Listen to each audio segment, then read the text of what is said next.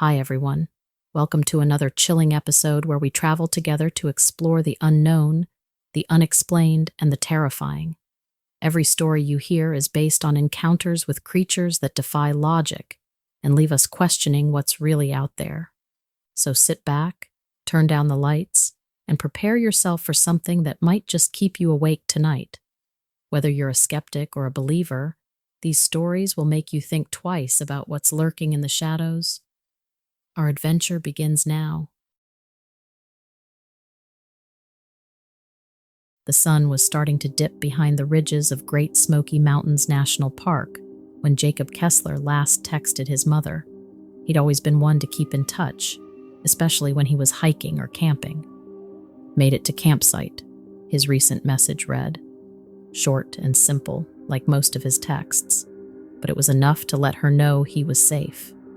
That was April 12th, 2019, and it would be the last anyone heard from him. Jacob was an experienced hiker. Growing up in North Carolina, he'd spent most of his weekends exploring the trails that crisscrossed the Smokies. His mother, Ellen, had gotten used to his love for the wilderness but never completely shook the worry that came with it. He was careful, though. She always knew where he was going, and he never took unnecessary risks. So when he didn't check in the next day, she assumed his phone had died or he was out of service. But by the third day, that worry grew into something heavier. She called the park rangers, feeling almost embarrassed for jumping to conclusions. The rangers didn't seem too concerned at first either. Hikers occasionally went off-grid for longer than expected, only to show up at their car a day or two later, tired and muddy but fine. Still, a ranger agreed to take a look around Jacob's planned route, just to be safe. By the time evening rolled around and no word had come, Ellen knew something was wrong. She could feel it in her gut. The Park Service began a formal search the next morning, sending out teams of rangers, volunteers, and K-9 units. Helicopters hovered over the dense canopy, their rotors chopping the air as they scanned for any sign of Jacob from above. The park covered over 500,000 acres, most of it rugged and remote, and the terrain was unforgiving. Steep slopes, deep valleys, and thick forests that could swallow a person whole. It wasn't uncommon for hikers to lose their way or get injured, but Jacob wasn't just some weekend warrior. He knew these trails, he knew how to navigate, and he always left detailed plans of his routes. As the days passed, the search expanded. Dozens of volunteers combed the trails where he was last known to be. Rangers hiked deep into the woods, calling his name, listening for any sound that might lead them to him, but there was nothing. No signs of struggle, no disturbed ground, no clues at all. It was like he had just vanished. The media quickly picked up on the story. A young, experienced hiker disappearing in a national park was the kind of mystery that grabbed headlines. Local news stations showed footage of the search efforts, interviews with park rangers, and tearful pleas from Ellen, begging for anyone who might have seen Jacob to come forward. Then, something strange happened. A couple who had been hiking near the area Jacob had disappeared came forward with an odd story. They claimed they had seen a man matching Jacob's description 2 days after his last text. But they said he hadn't appeared lost or in distress. In fact, he had seemed strangely calm. He was walking alone, heading in the opposite direction of the main trails. The couple said they hadn't thought much of it at the time, but after hearing about his disappearance, they were certain it had been him. The rangers followed up on the lead, focusing their search on the area where the couple had seen the man. But again, they found nothing. No tracks, no campsite, no sign that anyone had passed through. It was as if he had simply walked out of the forest and disappeared into thin air. This conflicting information only added to the growing mystery. If Jacob had been seen alive after he was reported missing, where had he gone? Why hadn't he called for help? The area where the couple saw him was far from the route he had told his mother he'd be on. And if it wasn't Jacob, then who was this man walking alone in the middle of nowhere? As the days turned into weeks, the search began to lose momentum. Rangers scaled back their efforts, but volunteers continued to search the more remote areas of the park. The media kept the story alive, but without new developments, the case started to fade from the headlines. Ellen refused to give up. She spent hours every day scouring maps of the park, trying to figure out where her son could be. She contacted every hiker who had been in the area around the time of Jacob's disappearance, hoping someone else might have seen something. She followed every lead, no matter how small or far-fetched. One such lead came from a local man named David, who claimed to have seen Jacob hitchhiking near the park's southern boundary. He said he was sure it had been him, same backpack, same description. But when the police interviewed David, his story started to fall apart. He couldn't remember the exact day he had seen the hiker, and his timeline didn't line up with the couple's sighting. The lead turned out to be a dead end, just like so many others. The uncertainty weighed heavily on Ellen and Jacob's family. They were stuck in a limbo, torn between hope and grief. Without a body, without any evidence of what had happened, they couldn't mourn, but they also couldn't move on. Every time the phone rang, Ellen's heart would leap, hoping it was news, but it never was. Friends and neighbors tried to comfort her, but it was impossible to ease the pain of not knowing. As the months went by, the case grew colder. The park rangers stopped their official search, and the media moved on to other stories. But Ellen and a small group of dedicated volunteers continued to search on weekends, clinging to the belief that Jacob was out there, somewhere. Then, about 6 months after Jacob's disappearance, there was another twist. A hiker stumbled upon a makeshift campsite deep in the back country, far off any marked trail. It was a small clearing, hidden by thick brush, and it looked like it hadn't been used in a while.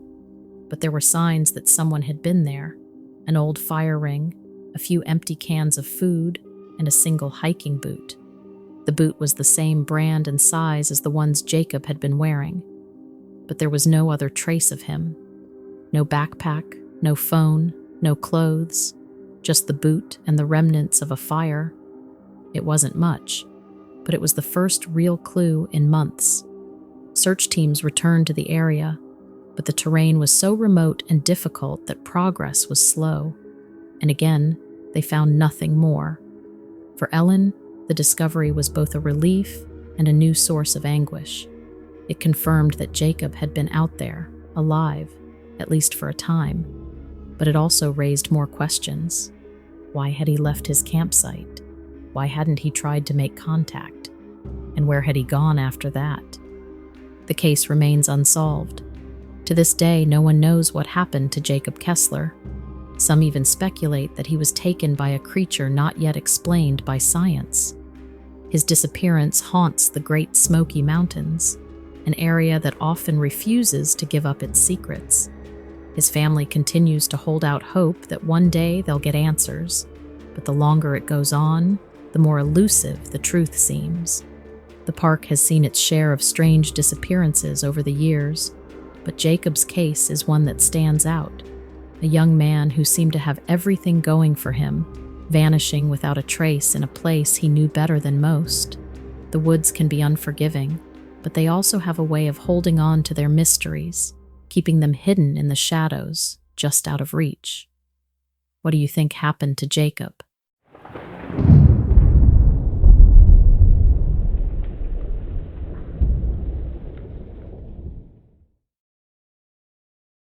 Megan had always loved running. Running gave her clarity. When she signed up for her first marathon, she decided to do her training runs in the mountains around her home in Colorado. The elevation would be challenging, but she was up for it. She'd been training for months, steadily increasing her mileage, and now, with the marathon just weeks away, she was pushing herself to longer distances, venturing deeper into the trails. On that particular Saturday morning, Megan woke up early, excited for her run. The weather was perfect, cool but sunny, and she knew the trail would be quiet. It was a route she'd taken a few times before, about a 14-mile loop through the forest. There were sections that climbed steeply and a few narrow ridges where she had to watch her footing, but for the most part, it was a peaceful run with spectacular views of the mountain ranges and the valleys below. She packed her hydration vest, slipped on her trail shoes, and headed out. The first few miles were easy. Her body had grown accustomed to the altitude and terrain, so she settled into a comfortable rhythm, focusing on her breath. As she reached the higher parts of the trail, the forest thickened and the air grew cooler. The path narrowed, and Megan noticed that the trees were closer together. It was one of those moments where everything was still, almost too still. The quiet was normal in the mountains, and she reminded herself that this was why she loved these runs. About 5 miles in, she passed a familiar marker, a weathered old sign warning hikers about steep cliffs ahead. She knew the trail well from here. It curved through a dense patch of forest before opening up to a beautiful overlook. But today, as she passed the sign, she felt a strange sensation. It wasn't something she could explain, just a feeling that crept up on her. Megan paused for a second, pulling out one of her water bottles for a quick sip. She glanced around, scanning the trees, the path behind her, but there was nothing. No movement, no sounds, just the same eerie stillness. Shrugging it off, she pushed forward. Another mile passed, and the feeling didn't go away. In fact, it grew stronger. Megan tried to stay calm. She was out here alone, miles from the nearest road, and panicking wouldn't help. She picked up her pace a little, not quite a sprint, but faster than her usual pace. The rhythmic sound of her shoes hitting the dirt gave her something to focus on. But then she heard it, a rustling in the trees behind her. It wasn't the wind, and it wasn't a small animal. It sounded heavier, deliberate. Megan's mind immediately went to the wildlife she knew lived in these mountains: bears, mountain lions. But something about this sound didn't fit. It wasn't fast like a mountain lion would be, nor did it have the loud, clumsy movements of a bear. She glanced over her shoulder but saw nothing. She slowed to a stop, her breath shaky, and listened. The rustling had stopped too. For a long moment, there was only silence, except for the rapid thud of her heartbeat in her ears. She scanned the trees again, looking for movement, but everything was still. Megan took a deep breath, telling herself it was probably just an animal, something harmless. She was being paranoid, but as she turned to start running again, the feeling of being watched intensified. Every instinct told her to move, to get off this trail as fast as possible. She tried to shake off the fear and picked up her pace again, now running harder, her feet pounding against the earth. But the sound returned, this time closer. She could hear the unmistakable crunch of footsteps behind her, matching her pace. They were slow, almost cautious, but definitely following her. Panic surged through her. She darted off the trail, running into the trees, hoping to lose whatever was behind her. Her legs burned as she weaved through the undergrowth, ducking branches and jumping over rocks. Her breath was ragged now, her heart racing uncontrollably. Every few seconds she would glance back, but she still couldn't see anything. Whatever it was, it stayed hidden, always just out of sight. She ran harder, feeling the terrain change beneath her feet as the ground sloped downhill. She was descending fast, too fast, but all she could think about was getting away. The footsteps continued, always at the same distance, never speeding up or slowing down. Finally, she burst out of the thick forest into a clearing. She stopped, gasping for breath, her legs shaking. She spun around, scanning the tree line for any sign of movement. The trees stood silent, still. The only sound was her heavy breathing and the distant wind. Whatever had been following her had stopped. Megan collapsed to her knees, exhausted and terrified, her mind racing. What was it? Why hadn't she seen anything? She stayed there for a few minutes, trying to calm herself, but the fear lingered, gnawing at her. After a while, she forced herself to stand and slowly made her way back to the trail. She was miles from home, but she couldn't stay here. She started running again, slower this time, her ears straining for any sound. But the footsteps didn't return. The forest was quiet again, too quiet. By the time she reached the trailhead, the sun was setting, casting long shadows across the ground. She had never been so relieved to see her car. Megan quickly jumped inside, locking the doors before sitting back in her seat, her hands still shaking. She never figured out what had followed her that day. Some nights, when she lay in bed, she could still hear the sound of those footsteps in her head, steady and deliberate, always just out of sight. She told herself it was probably just an animal, maybe a curious deer or a coyote, but deep down, she wasn't so sure. All she knew was that she never ran that trail alone again.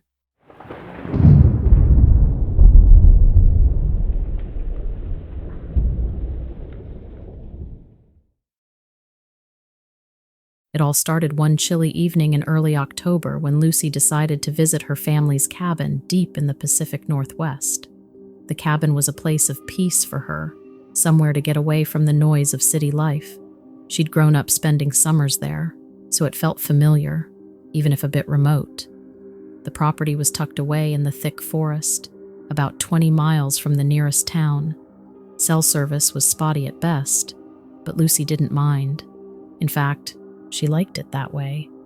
It made her feel truly disconnected, like she was part of the wilderness. That evening, Lucy settled in for what she thought would be a quiet weekend. She had plans to go on long hikes, sit by the fire, maybe do a little reading. It was a Friday night when things started to feel off, though she didn't realize it at the time.